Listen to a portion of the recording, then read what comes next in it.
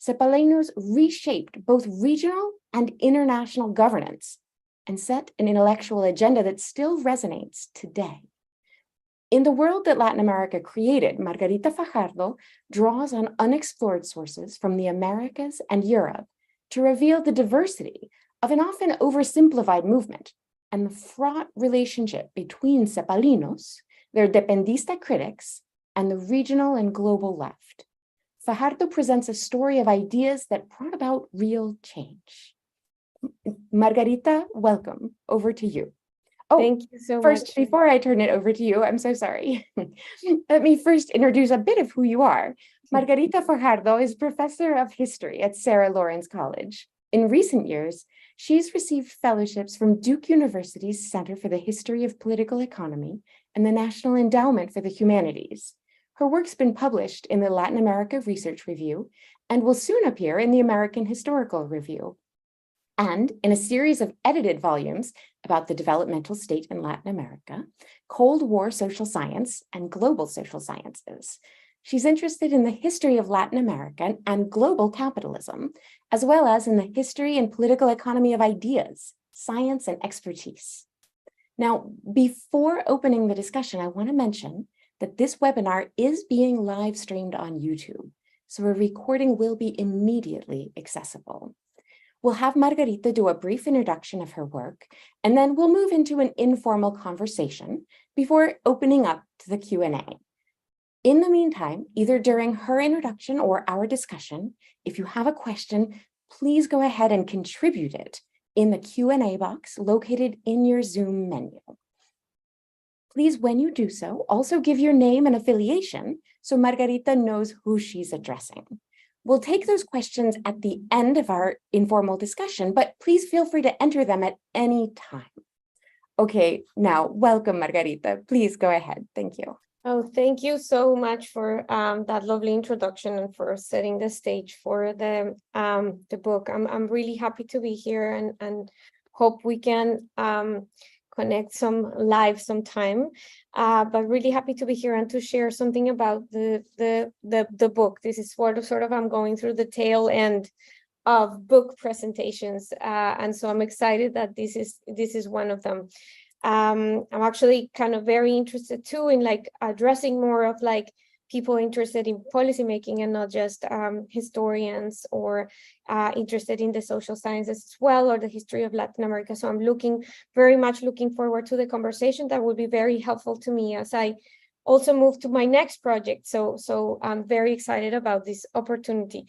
So thanks, Sam and Rebecca, for all the logistics study you've done so far, and I'm just excited to start the conversation. I just want to say a few things. I think Rebecca did a wonderful job at introducing the book. I just want to mention a couple of things of ways that to read the book, or what the different sort of histories or topics that the book is addressing, some of which might be more interesting for this audience and some less. But so the world that Latin America created tells the story of how an intellectual movement in Latin America became hegemonic in the region between 1940s and 1960s, displacing more powerful actors and institutions from the global north and captivating followers and disciples in the global south. So it's the story about this rise to hegemony and a little bit about its fall, although I'm more interested in my second project to talk about like rather than the fall, the transformation of some of these developmentalist ideas in the neoliberal era. It is also about a story about how the movement transformed the world and the way we think about the global economy, which might be interesting for this particular audience. There's like three ways I think this book can be read. So it can be read as a history of global governance, given its focus on an international organization pretty much connected to it's affiliated to the UN, so very much connected to the international infrastructure built after the war, but also very much in conversation with the members of those institutions that we normally associate with the creation of the world order, like the IMF or the World Bank, or the same UN headquarters or UNCTAD. So it's a history of global governance and of how institutions, but especially about how institutions in the global south can shape the international economic order. And it did so by creating this hegemony over decades, really, and through the personal or the individual agency of many of its actors that the book goes to in detail. But by doing that, by focusing on like the particular individuals that led and spearheaded some of like cepalino ideas and transformed it across 3 decades, it is also a history of the public life of economic ideas and of the public life of experts. I was interested in talking about these ideas in a different way that they had been talked about, in the sense that it was a lot about their internal coherence, their, the theory, their relation to other theories of economic thought. And my interest in the books was to bring these ideas to life and focus on the protagonists and see these experts as engaging in the public arena and transforming the political life of Latin America. So that's something that is there on the book as well. So it shows how these experts, like they're economists, but they're also like this. They're not economists by training necessarily. They're economists in practice and by the type of questions they're interested in. And so I was interested in how do they become part of the most important political projects of Latin American, of the second half of Latin America's 20th century. And I'm talking about a range of projects from like the most classical one, like the state developmentalism of Brazil, but also the Cuban Revolution, the Alliance for Progress, the Argentine sort of military regimes, and you could go on and on with this. But those are just to kind of name a few. The book is also an intellectual history of capitalism, because it's also a history of how ideas about the global economy emerged and how are they mobilized in different parts of the region and in different parts of the world. There's ideas became really important for social movements, but also for policy-oriented movements in the global South. And I'm thinking here of something like the United Nations Commission for Trade and Development and the new international economic order that we can talk about more. And they also became key concepts for the global social sciences. I'm thinking about center-periphery dependency, the foreign exchange gap, or the trade gap, which are still accompanying us to this day, or the structural approach to inflation. Finally, the stories of global governance. These stories of global governance and world-class intellectuals or of global capitalism rarely have Latin America or the global South, for that matter, as their protagonists.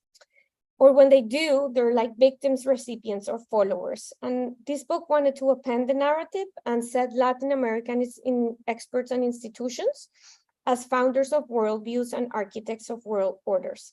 So this is what the story of the book is about. And we can talk a little bit more about the details of the story here. So I just want to make sure I leave enough time for everyone to participate. So I'll leave it here. Well, thank you so much for that great introduction to the power of ideas, really, which is what this book is a history of powerful ideas. As we dive in, I want to remind all of our participants to go ahead and start contributing your questions in the Q&A box that you'll see at the bottom of your screen. I'll start the conversation off with Margarita, but as we have this conversation, I'm sure you'll have questions as well. So no need to wait until we've finished this phase. Go ahead and start adding your questions whenever you'd like, and do include your name and affiliation so we know who we're talking with. Thank you. So Margarita, I am an economist by training, and for me, it was fascinating to read this book, in part because while I cut my academic teeth on many of the ideas that were developed by this group of people, the people themselves were not taught to me as individual human beings. And so I thoroughly enjoyed seeing them developed as historical characters who had their own opinions and their own agreements and disagreements, convergences and divergences.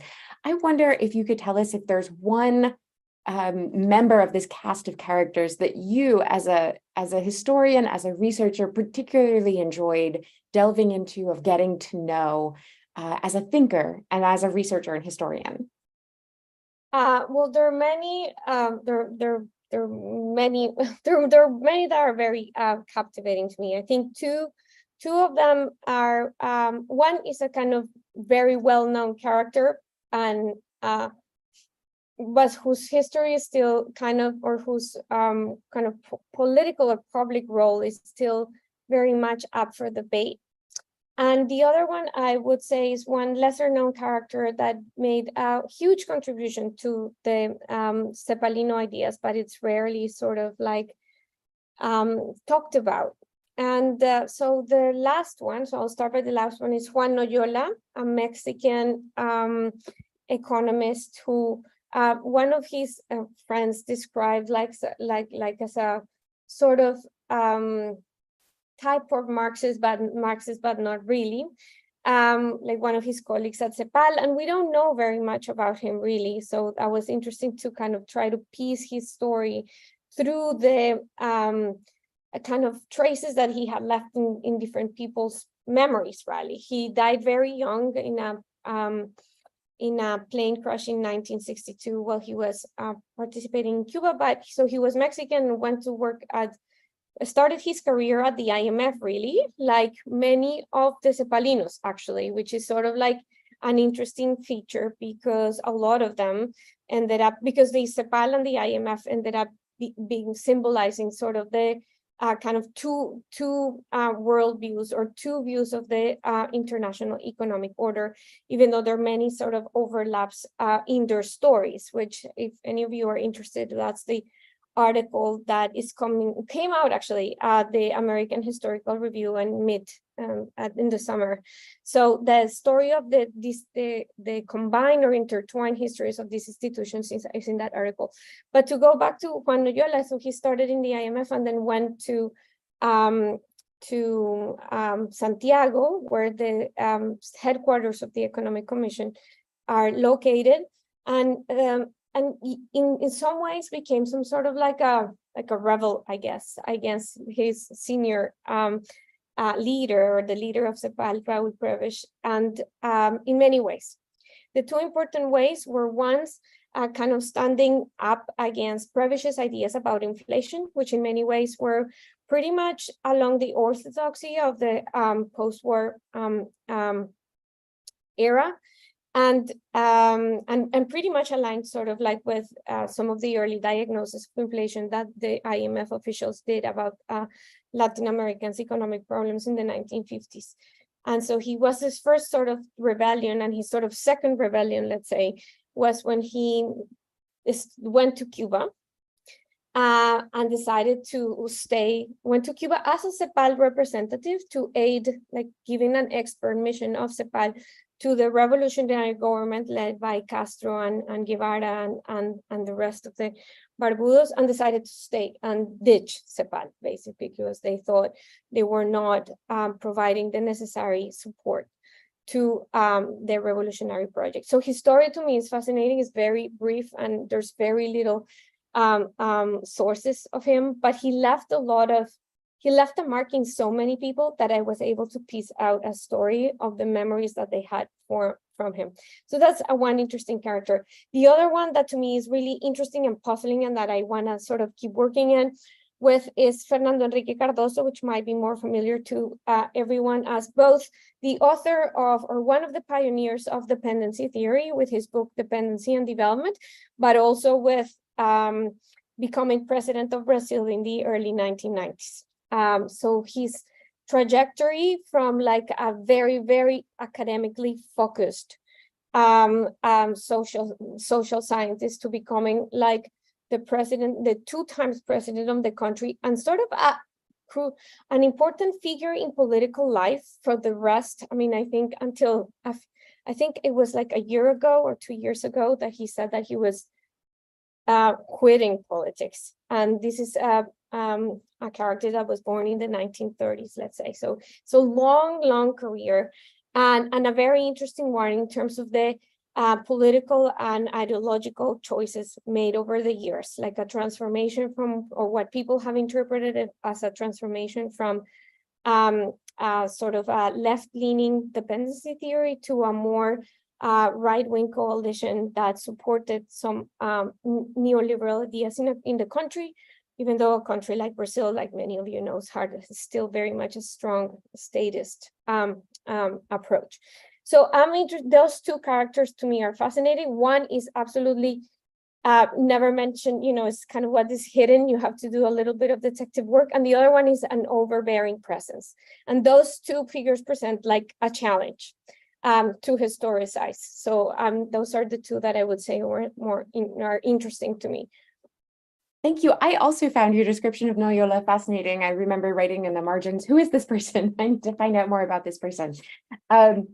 I'm glad that you brought us right to one of the core themes of the book in that answer, which is the tension that arises between these original leaders of the Cepalino movement who, like Prebisch and later Cardozo, sought a constructive relationship with foreign investors, sought a constructive relationship with high-income countries to collectively consider the challenges of instability that are intrinsic in being a commodity-producing developing country.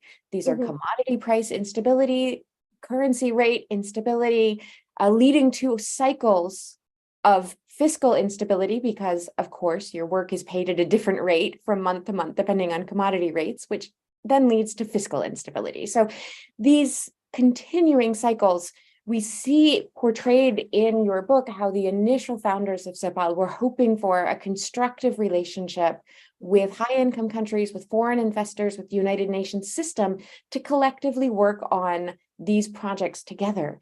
But something that really struck me and was interesting to me is early on in this process, I believe you show a political cartoon from 1948 that makes it apparent that very soon into the development of this project, it becomes apparent that Prebisch is not going to get what he's asking for from high-income countries. Specifically, I believe the political cartoon that you show from 1948 shows Dwight Eisenhower working in Europe and Prebisch working in Latin America, and Dwight Eisenhower saying, well, I'm already done putting Europe back together. Why haven't you finished in Latin America yet? And Prebisch says, oh, hand me some of your glue and I'll get it done right away. And the glue is labeled aid.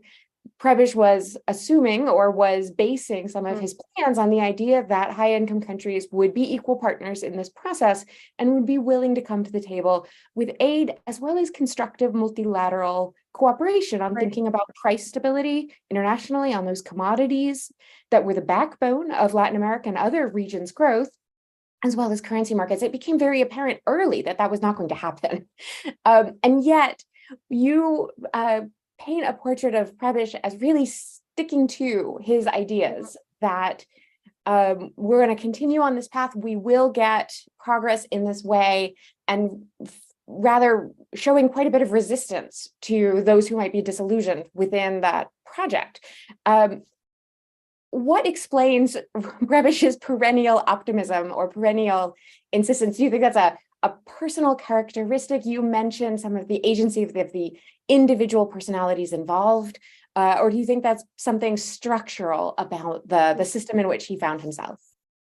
I mean, I think to me that's one of the fascinating questions, because a lot of the a question for historians about ideas, it could be like about the change or the transformation of ideas, but also like what you're suggesting is this continuity, despite the enormous challenges that the Cepalino project sort of encountered. And the Cepalino project, as you were suggesting, it was based on two sort of like pillars, or two important pillars. One was, yes, advancing in import substitution, industrialization, right? But the other major pillar, which is a lot of what the book is focusing on, is sort of what I sometimes kind of briefly sort of sum up in like some form of internationalism, or like proposing multilateral cooperation in many different ways, like commodity agreements, like foreign aid, banks,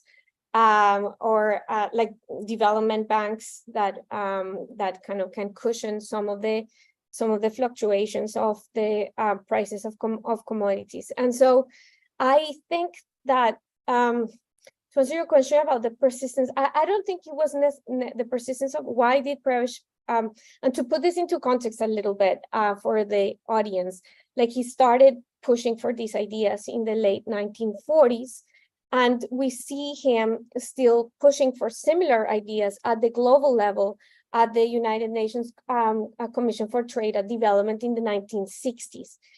So there's only sometimes in the 1970s that I see Prebisch's thought sort of changing. So it took a little bit of like the best of 7 years. And it's ironic that it does in the 70s, because in some ways in the 70s, we see the triumph of some of these commodity agreements like OPEC, for instance, in sort of setting the prices of commodities. So to me, that's a little bit of an oddity as well, that the change sort of course, in like the 70s.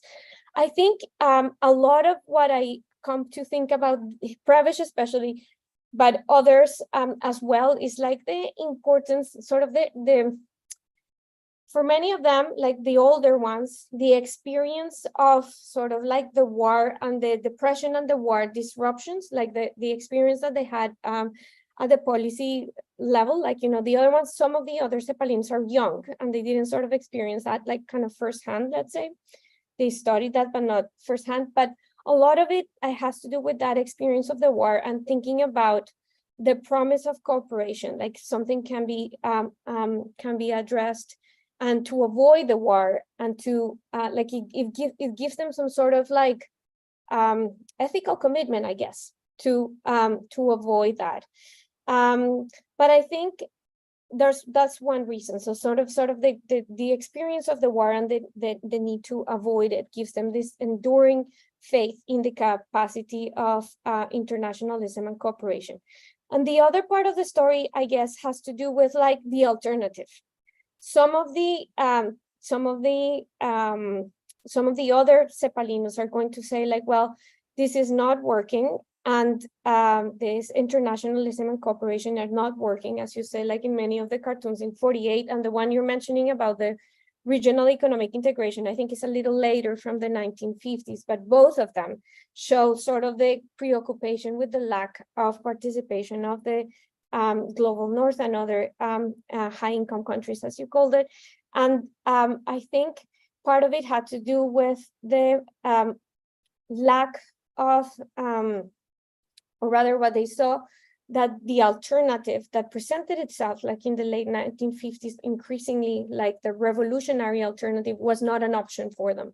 So they're caught between these two things, like on the one hand, this optimism that was drawn by the possibility of cooperation, and then the fear of the revolutionary alternative and the destruction of sort of like the existing institutions. So a lot of them, for instance, Celso Furtado is a clear example of this tension that he's saying. I mean, I understand, he's completely frustrated as Minister of Planning that his plan that is very much sort of in line with what he thinks are the ideas that can bring the United States, for instance, and Latin America together. And that is a very kind of middle of the road plan, and he can still not get the support. So he's very frustrated with that, but he still says like, I am a man of the left, but I cannot jump into what seems to be the alternative, which is the armed revolution, for instance. So just to give you sort of kind of like an example, like, or of why the persistence in some of them, not all of them actually, a lot of them become, as I said, like disenchanted with this world that they had created. Thank you. Digging in a little deeper to this intellectual schism at the heart of your book, between the structuralists who want to focus on the establishment of greater multilateral bodies like MDBs and greater cooperation with the UN system, high-income countries and foreign investors on stability, and the dependistas, who become much more popular in the Caribbean and along the Caribbean coast. What is your impression as a researcher about these geographic concentrations of ideas? So your book looks at structuralism developing in Brazil, Argentina, Chile in particular, and dependency theory coming up in the Caribbean. And I wonder if you, as a historian, think there may be a geographic connection there relative to the different histories of foreign investment in different regions based on different commodities within Latin America and the Caribbean, where you might say that Chile and Argentina had a more productive relationship with foreign investors, certainly than Cuba, for example, or even the northeast of Brazil, where that tension comes into play, exactly as you said, that the middle of the road mainstream planning ideas that might be thought to get buy-in from the global north were meeting resistance, in part because the needs left over from colonial extractivist methods were quite different, perhaps, than the political economy of other regions in LAC. I wonder if you wouldn't mind going into what you see as the geographic centers of these ideas that develop in the book. Yeah, I mean, I think that there's some, it's interesting because some of the structuralists, like the kind of classic, like a structuralists that are committed to cooperation, even to cooperation with the US, especially, and that being selected to be sort of some of the representatives of, or some of the early ministers of the Cuban revolutionary government, but they're quickly sort of like displaced. And not necessarily by the dependentistas, or although the dependentistas do try to make the island some form of like an expression, a political expression of their theory, but there's also a bit of tension between that attempt and the goals of the Cubans themselves, let's say. But I think what the book tried to talk about in terms of geography was to kind of foreground or ground these ideas in particular national and especially in a particular transnational context. So in the movement of both ideas and people and institutions between Chile and Brazil, so between like some sort of like the Spanish Chile, because the location of the headquarters of the commission was there, but also in Brazil because it became sort of one of the most, the governments more attracted to its ideas, and one of the intellectuals more attracted to these ideas. So the conversation, these two countries might seem similar, I guess, but in some ways we're very different. Like Chile is a small, sort of in some ways, sort of like small economy, versus Brazil is has a gigantic domestic market, for instance, and that made a huge difference for the interpretation of what Latin Americans could or could not do in terms of like development policies. Like, as you can imagine, there's this different possibilities that open up with two different levels, but with these two different sort of countries that, even though they're both commodity producers, let's say, they have a very different level of their domestic market, for instance. So the book tried to, among other differences, like that we can talk about.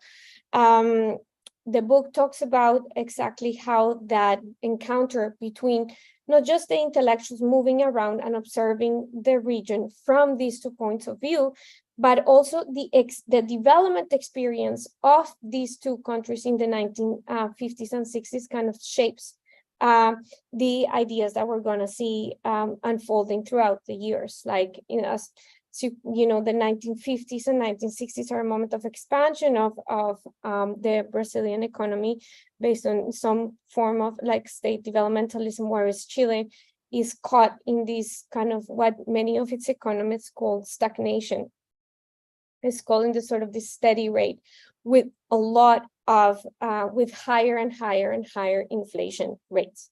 So and those two sort of scenarios create sort of very different problems for these intellectuals for how to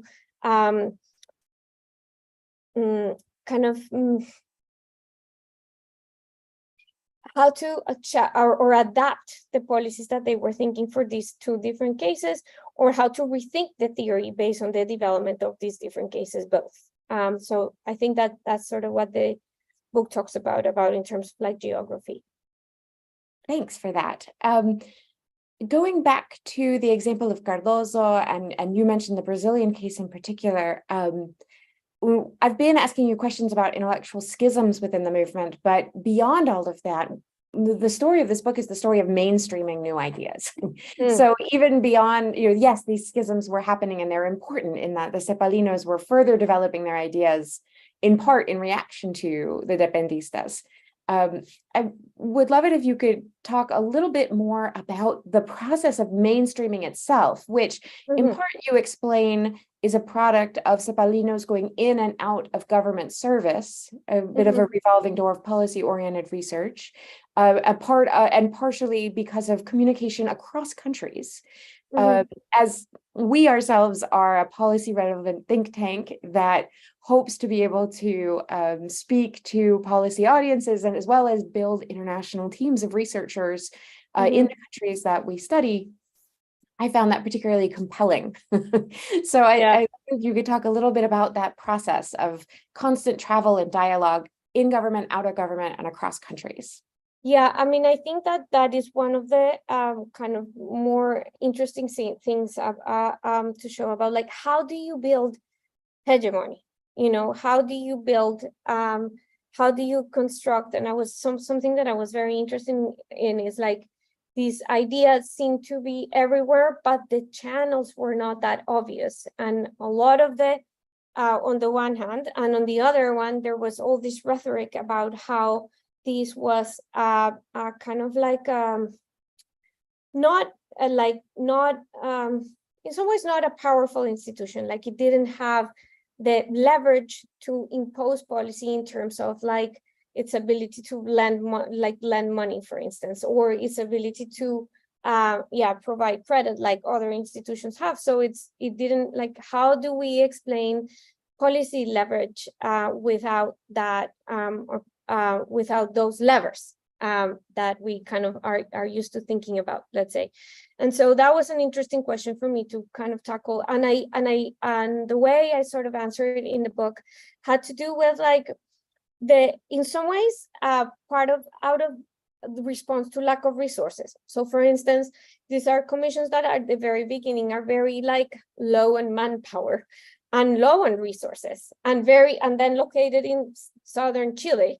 And trying to reach Latin America, or in the south of the continent, rather, in Chile, trying to look at and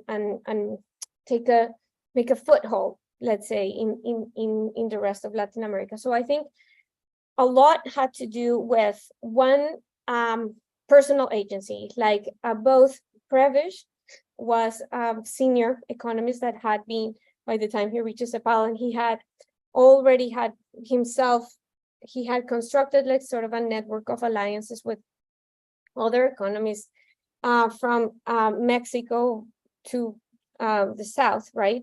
And those become really important. And I tie some of those examples together throughout the book to kind of construct people who are not necessarily affiliated, but are conversant with the language that Prevish is and Prevish and the Cepalinos are trying to like put forward about like terms of trade decline, about the importance of aid to solve that trade gap, about the need for more trade rather than less trade, like some of these ideas that were important for him. And so they start appearing through these kind of personal networks. The other one, it was the low resource strategy, which I thought was like starting to rely on kind of local experts that are they're not affiliated to CEPAL, but become some sort of like informants in some way of the cepalinos in Santiago. Then the movement of a lot of them, like a lot of the core cepalinos, lived in different countries in a short period of time, doing missions and collecting research. Like one of the main of the early projects that cepalinos carried out was country case studies, and that was done by kind of either getting some of these informants to bring information or going to like the different government institutions like development planning institutions, the ministers of the economy, and collecting some evidence. And by doing that, they were also collecting some sort of like, they were building some relations. So that was some sort of like response to this low level of resources, but it was also carried out by these informal networks. The other important characteristic was the training. Very early on, they established something that they call the technique of programming, like a planning tool, let's say. And they did a lot of training on development economics. And it was their version of development economics. You know, it was their ideas that they were presenting, I mean, among others, but mainly it was their vision of development. And you could see it, like I saw it through my research, like how many people that across these decades, their first contact with development was through their ideas and through these training courses. So that was sort of like another mechanism. And then the other important one was, I think, to become agenda setters, was to create this sort of or position themselves in these crucial global or regional conferences. You know, there's a lot of conferences for international organizations, but I think they were managing to pick some important ones and position their ideas. And that was evident for members of other international organizations who were reporting back and saying, like, they are putting we can't really, they're dominating the conversation, and they already said, like, these are the problems that we need to think about. And so that was sort of like an important evidence to me, to show sort of like this rise to hegemony. And then there's a lot of the action that these individuals, they act as international civil servants, but they also wear, as you were talking about, wear a very strong or hat at the national level of in each of their countries. So they go back and create national networks. So they're very much institution builders and network builders in their own countries, that sort of draws people closer, sometimes also, not closer to CEPAL, but also in reference to CEPAL, which is, to me, what was important. Even if a lot of people disagreed with their ideas, they had become the sort of standard bearer of what development ideas sort of became. And so that's how I interpret the rise and the kind of the symbol of their hegemony. Fantastic. I'm going to start giving you some questions from the rest of the participants here with us today. Okay. And this is a great opportunity for me to remind everyone who's with us now to feel free to go ahead and contribute your questions in the Q&A box at the bottom of your screen. Now, first, a question from Kevin Gallagher, the director of the GDP Center. Your book is not called The Latin America Created. Your book is called The World that Latin America Created. And so I'd love to ask you about how you see these ideas reflected beyond the borders of the LAC region, including, for example, in sister organizations such as UNSCAP, the Asian counterpart, or other, even outside of the UN system, but within LAC institutions such as the Inter-American Development Bank or the Development Bank of Latin America, how you see these ideas reflected there, and how you see the process of internationalization once mainstreaming within the region had been accomplished. And then I'll give you one more question from the chat, which is really an amalgam of 4 different questions that have already come in. I know you're a historian, but the audience all clearly want to ask you about the present day, because I've received 4 different questions asking you about the applicability of the lessons from this book and the ideas presented in this book to our present moment. In the world currently now, of course, we see new supply chains forming around new commodities, transition minerals, critical minerals, and we see countries beginning to discuss how to preserve their own economic development strategy in light of perhaps new commodity-based supply chains. And so we have 4 different questions related to how the power of these ideas today, at the moment the world currently finds itself in, including, for example, what role for institutions such as the G77 I could alternatively include, for example, the BRICS or other groups. So please take it away with those two things, bringing it beyond lack and bringing it up to the present moment. Thank you. Yeah, thanks so much for that. So the first question about the internationalization process and the and the sort of title of the book. The book begins with the premise of showing how the foundational concept that built this sort of cepalino tool, intellectual and policy tool, was an interpretation of the world economy. And so that's the sort of world that Latin America created, with sort of concepts that help grasp how the world economy functions, like center periphery, or dependency, or the foreign exchange gap, or the development paradox, among others. So that was sort of like my starting point to say, like, okay, this is the world that Latin America is created, and that it's going to be like then sort of expanded or like incorporated to the repertoire of like intellectuals and policymakers throughout the decades within the region, but also in the rest of the world. So there, as I see it, or I try to trace two avenues rather of export of these ideas.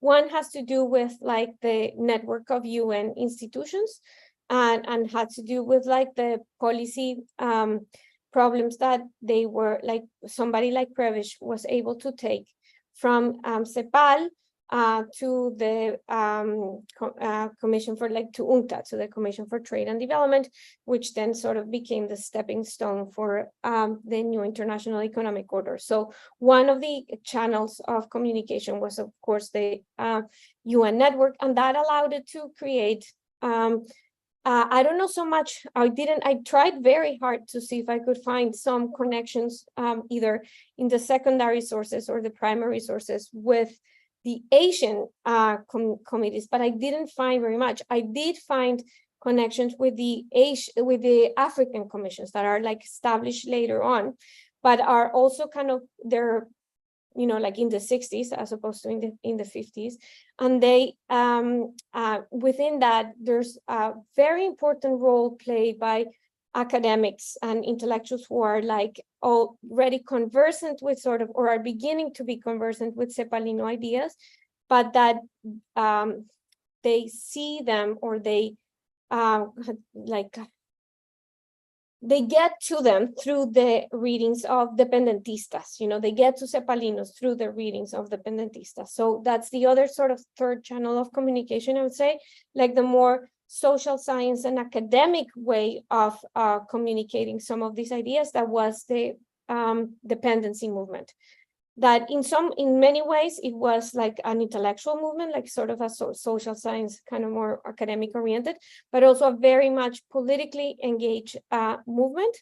And that gathered the attention of many people around the world, in part because of the context that Latin America was going through at the moment. Like in the 60s and early 70s, there's the military dictatorships. Well, there's first the Allende's socialist attempt, but there's also the right-wing military regimes that drove up their dry attention to Latin America's role, such as like Pinochet and the neoliberal experiment. And so people started to wonder, why did this come about? And part of it is like, well, because they were trying to replace these other ideas, some of which were crucially put forward by cepalinos as a way of discovery of like cepalino ideas, but also because a lot of people are pushed out from Latin America and start populating kind of universities across the world, bringing some of these ideas. So those are like sort of like the three mechanisms. Well, the other important mechanism that I see that is sort of beyond like the institutional mechanisms are the confrontation with the IMF. A lot of the attention to cepalino ideas, or the diffusion of these ideas, had to do with the very engaged role that the IMF had in trying to contain a bit this sort of wave of cepalino ideas across the policymaking world, And that sort of feeling of, and that sort of like moment of trying to reconfigure themselves and trying to think what to do sort of was one of the mechanisms that brought a lot of people to know these ideas, sort of the confrontation with the IMF. So I'm going to leave it a little bit of that to kind of go to the second question about the present.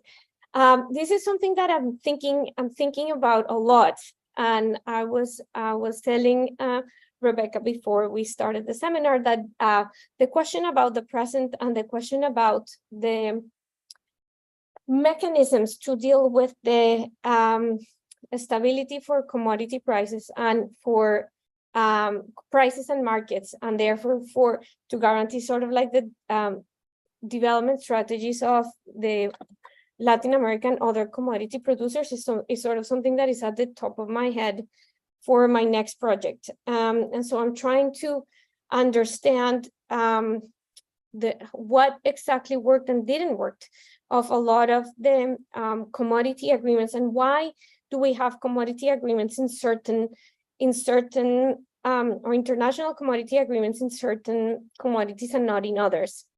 So I'm thinking, for instance, for like a historically drawn example that could kind of inform the present, the coffee commodity agreement that worked for a very long time, and then the attempts or the lack of creating a similar one for copper prices, for instance, in a similar moment, even though there were the institutions, sort of the intergovernmental institutions in place. So I think that a lot of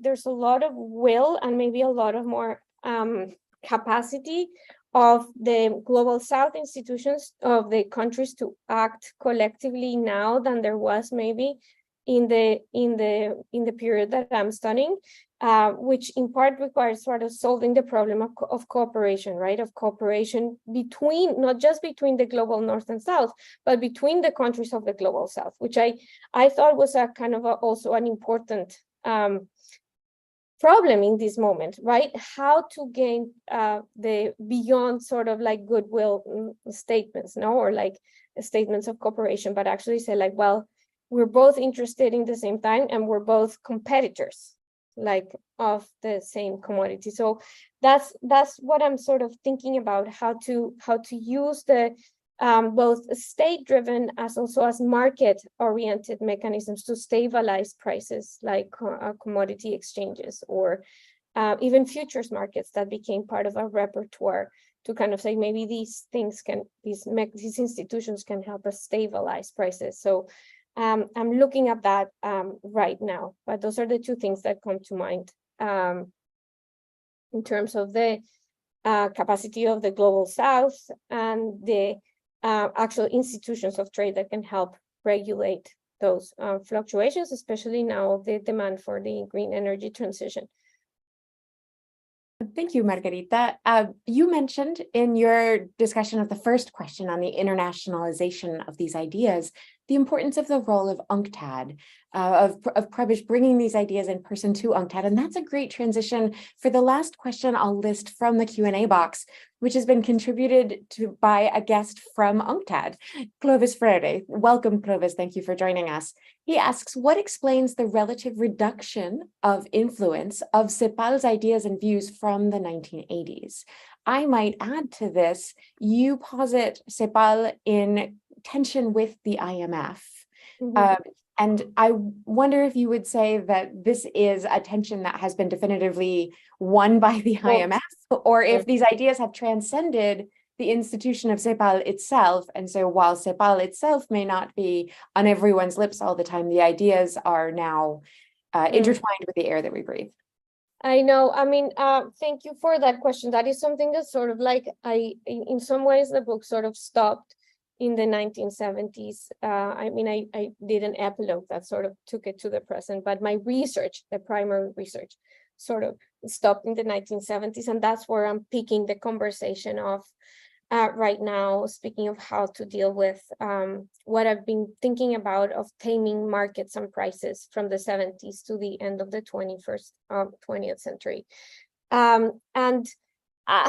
So it's hard. On the one hand, I don't, it's sort of, I'm torn, you know, like how to answer this question. On the one hand, I do see not, I guess, transformation, and this is evident from the sources of cepalinos, and in some ways a retreat that had to do, from the 70s on, that had to do with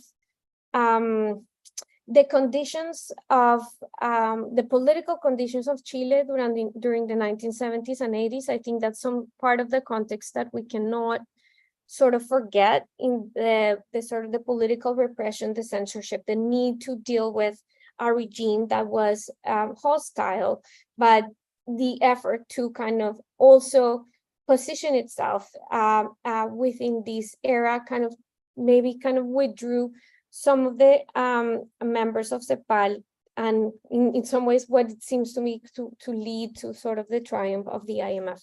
I've also been working kind of on that moment of the 70s, and the other piece of it, aside of the very crucial sort of political context that made for a very different environment than the earlier moment in which CEPAL was sort of the, and Santiago was sort of the center of attraction for many individuals across the world. People were interested in the Chilean experiment. People were interested in CEPAL and the other international organizations.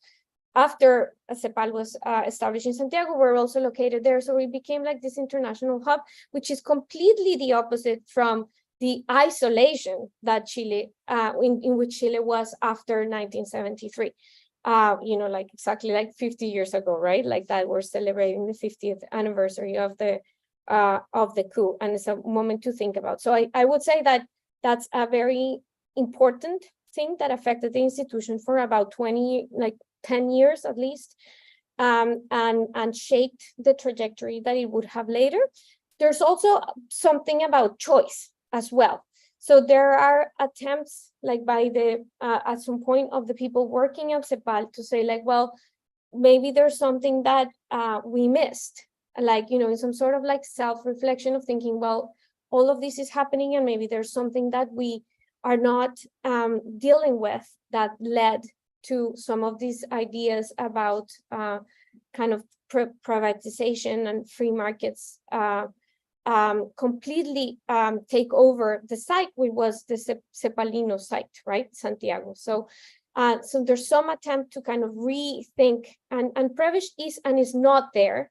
It's sort of his in between in the 70s as a protagonist of this change, but there is an attempt to think about like, okay, maybe we need to pay more attention to like capital flows and to what they call like sort of financial aspects of development. And that I see in those moments, I see a kind of rapprochement with the IMF and attempts to work together in specific projects about what they call like opening markets. And this is sort of like an example, like a way, empirical way to answer a question that is kind of more broader. I know that the question that you're asking is like a lot broader, of like this loss of Cepalino influence, you say, across Latin America and the world.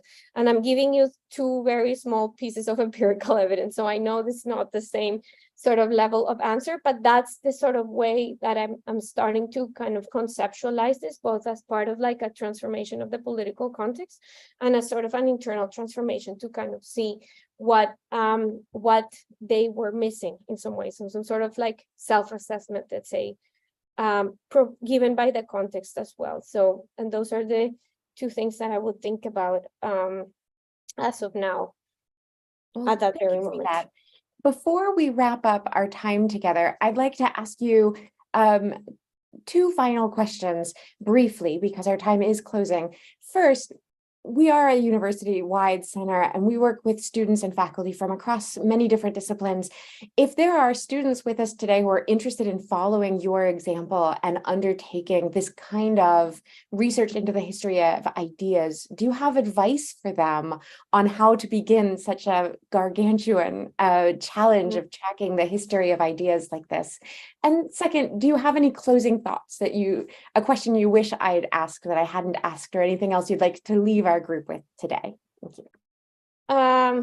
Okay, I'm gonna, the advice, and is the one that I sort of like, kind of give my own students as well, was that, or is something that I've come to like reflect about the writing process more, about the thinking and researching process. And in some ways, it's sort of the dialogue that I kept of some with the initial questions that were very much driving this project when it began, like as a sort of like research paper for a grad class, you know, and the kind of conversation I had with the sources until I found what exactly was that the story that I wanted to tell. So I guess the two things I would say is like, do not lose those initial hunches. There's something driving those initial hunches, but also there's